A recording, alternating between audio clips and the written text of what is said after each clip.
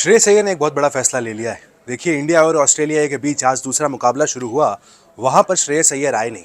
श्रेयस अय्यर कप्तान है इंडिया के खिलाफ। जो इंडिया और ऑस्ट्रेलिया के बीच जो पहला मैच खेला गया वहां पर कप्तानी की थी, लेकिन दूसरे मैच में श्रेयस अय्यर ने खुद को बाहर कर लिया है।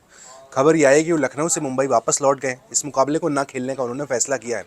कारण अब तक नहीं बताया गया है, कोई ऑफिशियल नोटिस अब तक नहीं आया कि श्रेयस अय्यर बीच में ही इंडिया का ये टूर छोड़कर क्यों चले गए। पहले मुकाबले में हम सब ने देखा बल्ला कुछ खास चला नहीं, सिर्फ 8 रन बना पाए थे।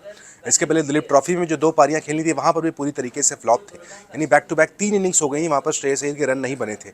लेकिन यहाँ मसला कुछ और है।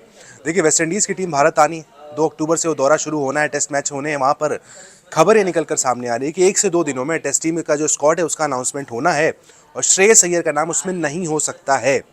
जी हाँ, एक खबर निकल कर सामने आई है कि श्रेयस अय्यर का नाम उस स्क्वाड में नहीं हो सकता है।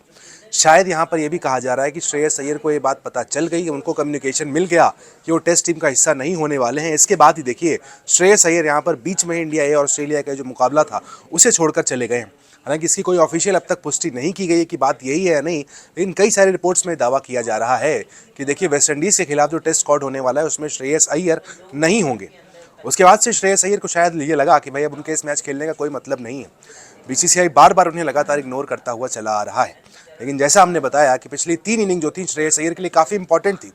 पिछले मुकाबले में जब 8 रन बनाकर आउट हुए थे तब भी हमने इस अपनी रिपोर्ट में कहा था कि श्रेयस अय्यर के लिए जो भी अब 1-2 इनिंग होनी काफ़ी इंपॉर्टेंट होंगी। यहाँ अगर वो मुकाबला खेलते तो 2 इनिंग वहाँ पर मिल सकती थी, लेकिन श्रेयस अय्यर ने मुकाबले से खुद को बाहर रखने का फैसला किया। ध्रुव जुरेल आज टॉस करने के लिए आए, जो वाइस कैप्टन थे सीरीज में, उनको इस मुकाबले में कप्तानी करनी पड़ी क्योंकि श्रेयस अय्यर जो कि कल तक लखनऊ में थे, आज मुकाबला शुरू होना था लेकिन वो वापस मुंबई लौट गए। इस मुकाबले में उन्होंने नहीं खेलने का फैसला कर लिया। यानी कप्तान ने कह दिया कि भाई मैं नहीं खेलूंगा। सामने ऑस्ट्रेलिया की टीम खड़ी हुई है, कप्तान वापस चले गए। उसके बाद ध्रुव जुरेल को कप्तानी करनी पड़ी है। काफ़ी बड़ा यहाँ पर ड्रामा भी देखने को मिला है। अब देखना होगा वेस्टइंडीज़ के खिलाफ जो स्क्वाड आना है, जिसकी घोषणा आज या कल में कही जा रही है कि कल तक जो स्क्वाड है उसका अनाउंसमेंट हो जाएगा। रिपोर्ट्स दावा करती हैं कि श्रेयस अय्यर का नाम उसमें नहीं होगा। यानी फिर से एक बार देखिए अजीत अगरकर को काफ़ी ज़्यादा ट्रोल किया जाएगा अगर ऐसा होता है तो।